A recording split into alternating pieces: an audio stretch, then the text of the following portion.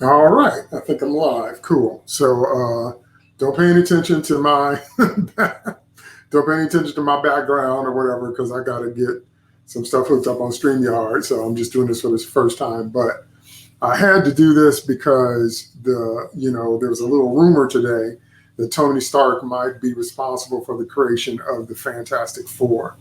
And so I just had to live stream about that because it's absolutely ridiculous. So I'm going to talk about that in a little bit. I'm going to give folks a few minutes to come on, see if people will come on and check me out. Otherwise, I'm just going to start ranting. Simple as that.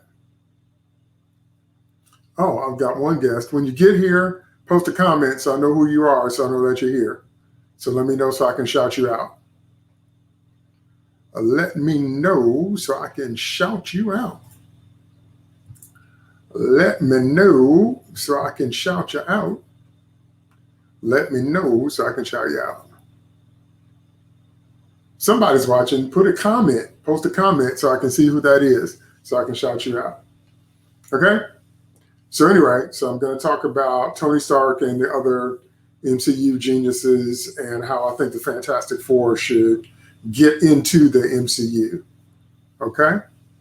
So I'm going to give it just a few more minutes, and then I'm just going to jump on in. So when you come on, make a comment so I can shout you out. Okay? All right. Mark. What's up, Mark? How you doing, man? So good to see you. Glad that you're here. Okay?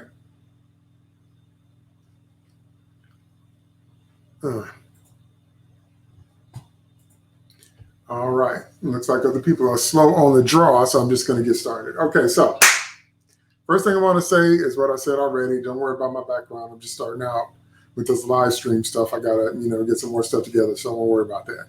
Okay, I'm in a little corner of my basement, so don't worry about that. We're all good. Okay, so there's a rumor dropping that perhaps Tony Stark,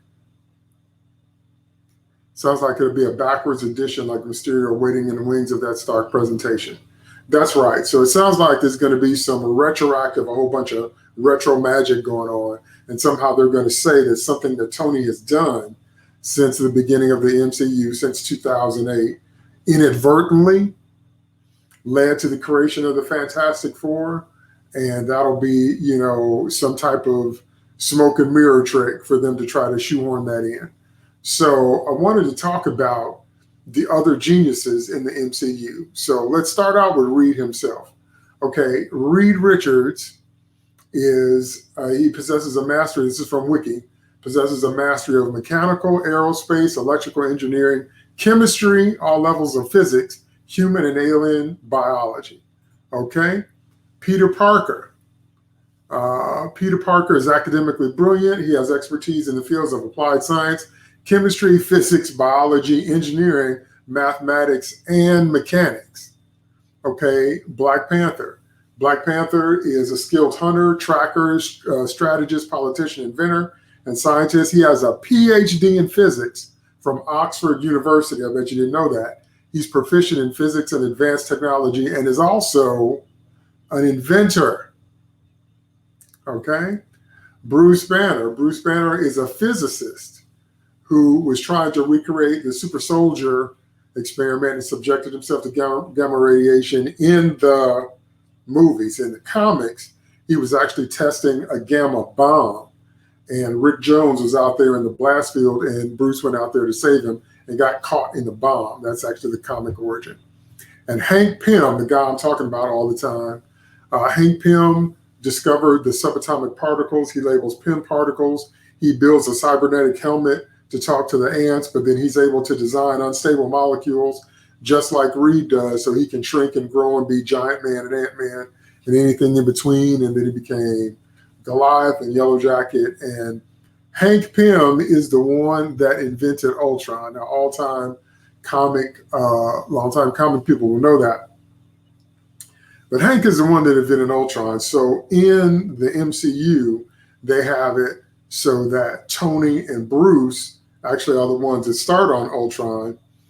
And then Ultron actually has to fight Jarvis to break free and all that. But basically, it's Tony and Bruce combining what they know to create Ultron. And I'm like, they've completely cut out Hank Pym's contribution because, Ultron actually did create Vision by himself in the comics, but we don't get to see Jocasta and so many other, things. There's a whole Oedipal relationship going on there, and all that's cut out when you cut Hank Pym out. So I just wanted to say, first off, that Tony Stark is not the only genius in the MCU. Tony Stark is not the only genius in Marvel Comics, but people that only know him and them from the MCU will quite possibly think that he's the only one there, which is ridiculous. Absolutely ridiculous. And so they need to give Hank Pym his credit, and they need to utilize the genius of the other geniuses in the MCU. But as we know, what has Tony Stark gotten credit for? Again, he's got credit for Ultron, which was Hank Pym. It was actually Tony and Bruce that did Ultron. Now, in the comics, Ultron created Vision all by himself, but in the movie, it was Tony and Bruce and Thor and Jarvis, because Vision is actually a combination of all those different kinds of things, plus the Mind Stone. Okay? In Spider-Man, there's been a raging debate for quite a bit of time now about Tony Stark basically becoming Uncle Ben or taking over the Uncle Ben function. So there's a brief mention of Uncle Ben with his initials on a briefcase, and people that have been arguing that that's acknowledging him and that's all the nod you need. And so we went around and round and round and round about that for months, because you can't have Spider-Man without Uncle Ben. Okay, Uncle Ben is the very heart, the very soul, the very motivation. He's somewhat to Peter as the Kents are to Clark. Now, I know when Superman first started, the Kents weren't even really a thing. The Kents didn't become a thing until the Superboy issues. And when they started doing the Superboy runs, that's actually when the Kents were introduced and became a more stable part of his mythos. And of course, when they did Superman the movie in '78, they were a strong part of it, showing that, they were the ones that influenced his values. And the same thing was true in Man of Steel, except Man of Steel, they turned all that upside down in their head. But anyway, so Uncle Ben is the whole reason, Uncle Ben and his death is the whole reason that Peter became a hero, because I want you to remember that when Peter got his powers, he was using his powers to wrestle. So he wanted to become famous and he wanted to become rich. He didn't want to reveal his identity, but that's what he thought his spider powers were for. Then he let a thief go that had robbed the wrestling manager, and Peter said that wasn't his problem and stepped back and let him go. That same thief later on killed Uncle Ben. That's when Peter did not actually say the line, "With great power comes great responsibility." That was actually in the narration. So Stan Lee kind of said that line. What is Mark saying? What about start giving the grants whatever? I didn't really help, and that's Stark can't be the only genius in MCU. And I'm gonna say possible.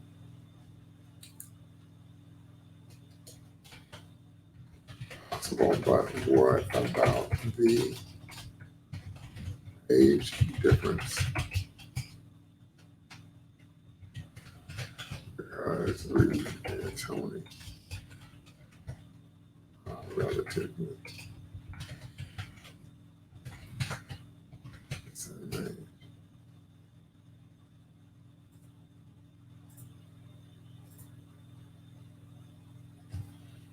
That's right. So Mark said, what about Stark giving grants wherever University Richards is working at, helping the FF start?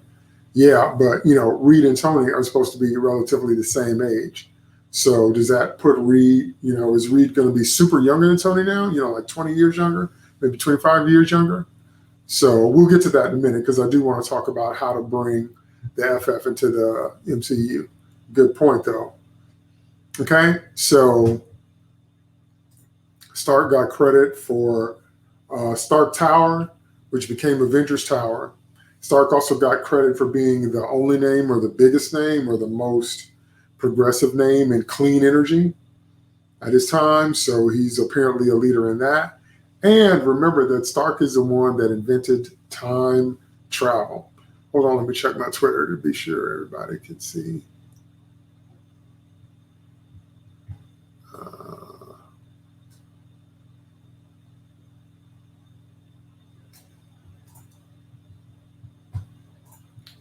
I'm going to say, guys, come on over. Come on over. I'm live, man. Okay. So hopefully we can get some more people in here. So he's got the name for clean energy, but also he time travel. He invented time travel in about 5 minutes. So they came to him and told him, time travel is the only way that we're going to get everybody back or have a chance to get past the blip or resurrect dead people or whatever. And he's like, no, we shouldn't fool with it. Butterfly effect. And then 5 minutes later, he's like, sure, okay, why not? So then he jumps into it. And in about 5 minutes, solves time travel. And the kind of stuff that they said about how time travel works was absolutely ridiculous. It was absolutely ridiculous in terms of the plot holes involved, especially when they take the Infinity Stones back. And, anyway, that's another conversation. So the point I'm trying to make is that Tony Stark gets credit for all of this stuff. And it's absolutely ridiculous. And,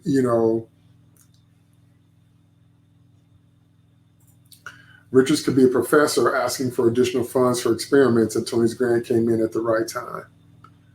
And I'm going to say true, but that's the opening of the Alba and Evans Fantastic Four. Reed is a genius, but broke, and he's groveling before Victor. Couldn't stand that.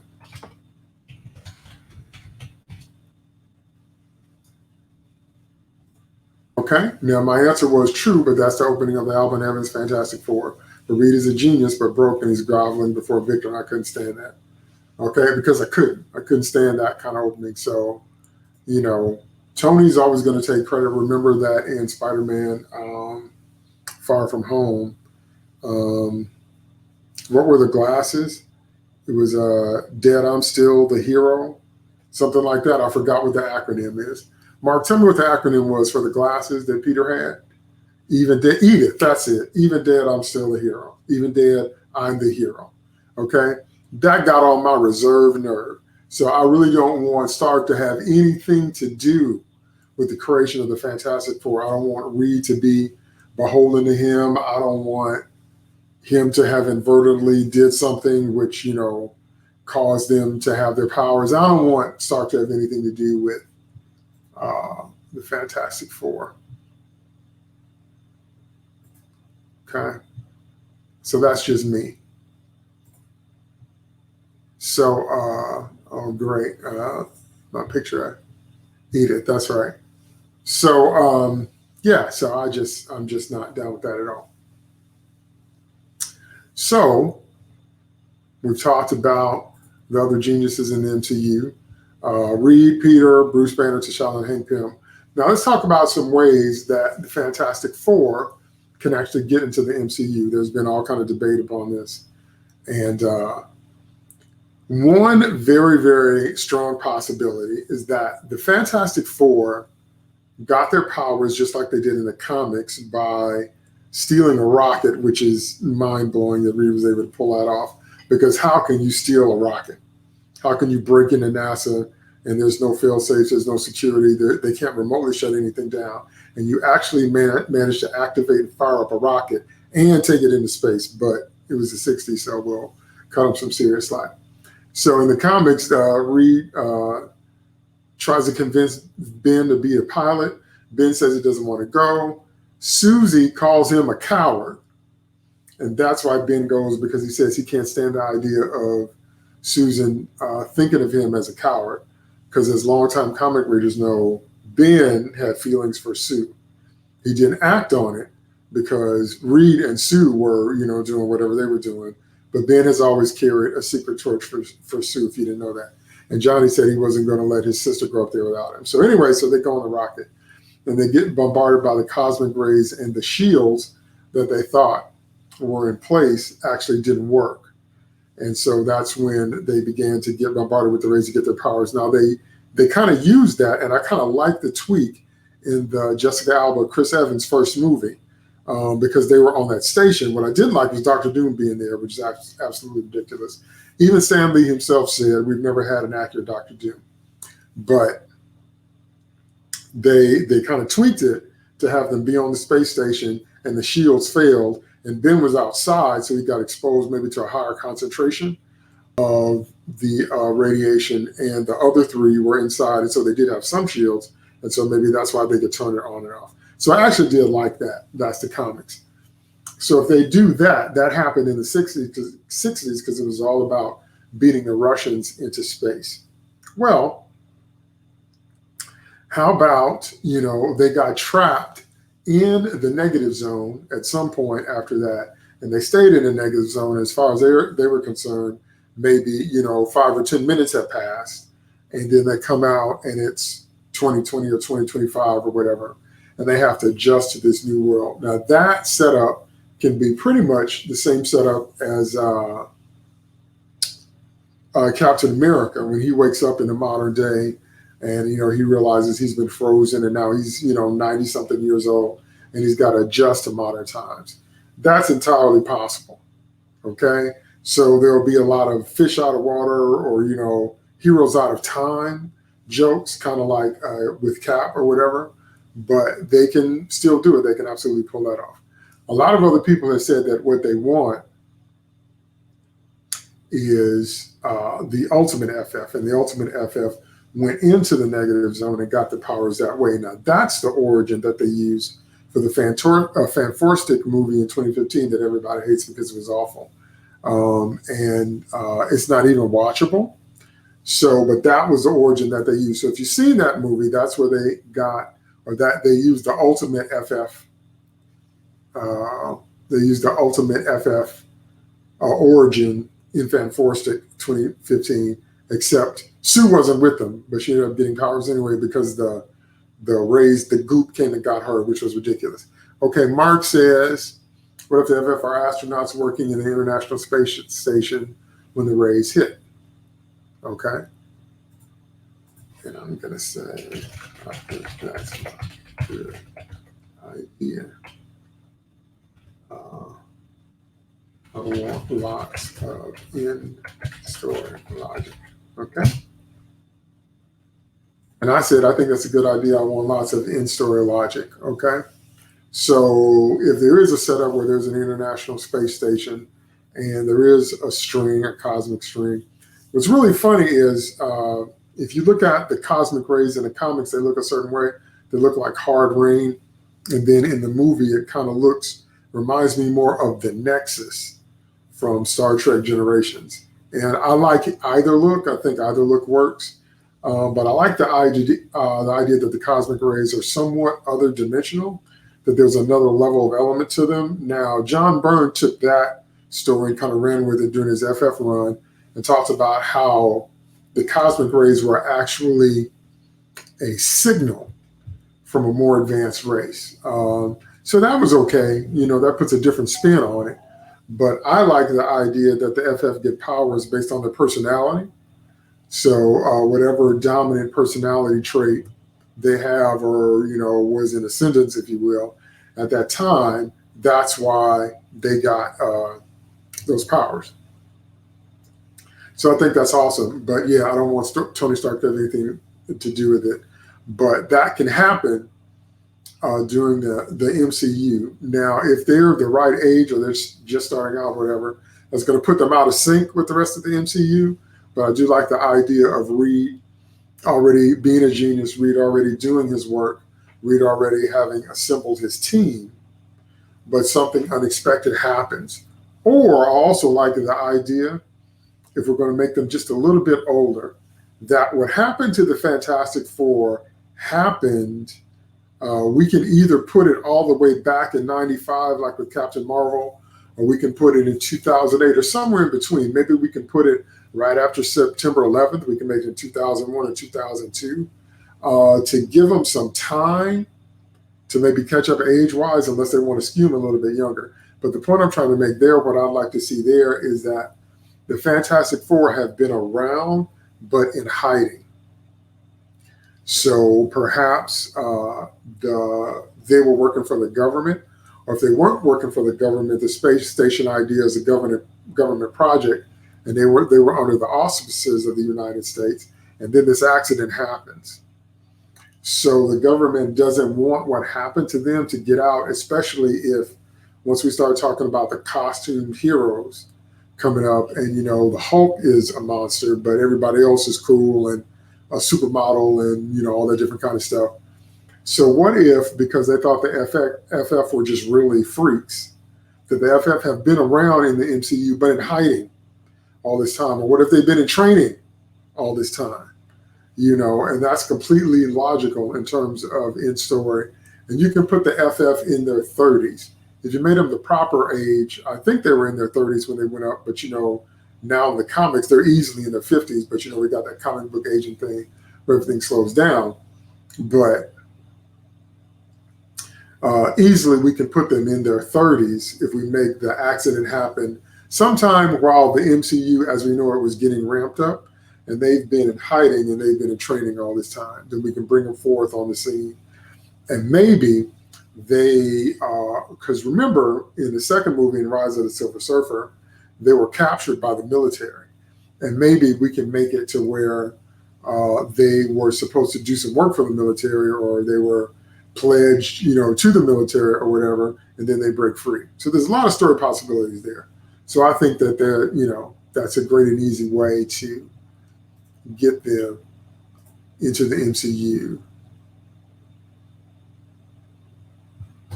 Okay. All right. Still seeing my folks on Twitter. Okay, so I'm going to go back on Twitter in a minute so I can answer all these questions, because I got a bunch of tweets coming at me. Okay, so that's my rant about Tony Stark and about the other geniuses and about the Fantastic Four getting into the MCU. So, there's definitely some storytelling potential there and definitely some good ideas there, but we'll see. Okay. All right. Thanks, Mark, for showing up. Thanks to my guest, Mark. And next time, I hope I have some more people stop by. I know I kind of did it last minute, but I just had to rant because I'm like, the more I thought about it, I'm like, I'm not going to, there's going to be a million tweets, and I'm like, I just need to talk about this and get this out. So you guys let me know. Would it be cheesy to use the Thanos snap as the impetus? That's a very good question. I'm going to say that's a very good question. But how would the blip create the cosmic forces? And why would it just like this? Okay, so I said, Mark said, would it be cheesy to use the Thanos snap as impetus? And I was like, that's a very good question about how would the blip create the cosmic forces and why would it just affect them? I don't necessarily think that it would be cheesy per se. It might be a little convenient, just a little convenient that, Thanos does his snap and all of a sudden later we have the Fantastic Four, but how? Okay, so if we're going with the cosmic ray origin, and they still have cosmic rays as their power source, and they have the altered DNA from those rays, then how does Thanos' snap do that? Does it, snap the four of them into a dimension, or is there a cosmic shower? And maybe they were up in the atmosphere, or do we find out that they're more susceptible to cosmic rays? I mean, is that how we do that, or what? You know what I mean? So I'm a big stickler for in-story logic. So if we're going to do stuff, I don't mind taking chances. I don't mind innovation. I don't mind retcons. Negative zone idea. They're stuck in limbo, absorbing rays, changing them, then snap, reversing back to our reality. Oh, no, that's pretty awesome. They're stuck in limbo. They're absorbing the different rays from the negative zone experience, giving them their powers, changing them. And then when Thanos snaps, then that actually pulls them out here back into our reality. Now, that's a really good idea. That's really, really cool. We have to be sure, I'd have to think about that more to be sure that there's no more plot holes or plot logic, because it's just them. And so it still kind of has to be like then, like Fanforstic, or it can't, it's got to be some type of tether out here in the real world that got them stuck in the next zone in the first place. And then when they come out, it was like the comics, they just crash landed in a module and they discovered they had powers when they landed. But just about every other incarnation of them have had them be around people and, attached to something. So when their powers began to manifest, other people see, which I think would be cool. But that means we'd have to sacrifice the idea of them being the first family of Marvel Comics, because I've always had this desire for the Fantastic Four to be reverenced. Because, I always thought that they should do the slow motion walk, or they should do the hero walk, they should do the cool walk. So when they show up, wherever they show up, it should be in slow motion, and everybody else's mouth should drop open.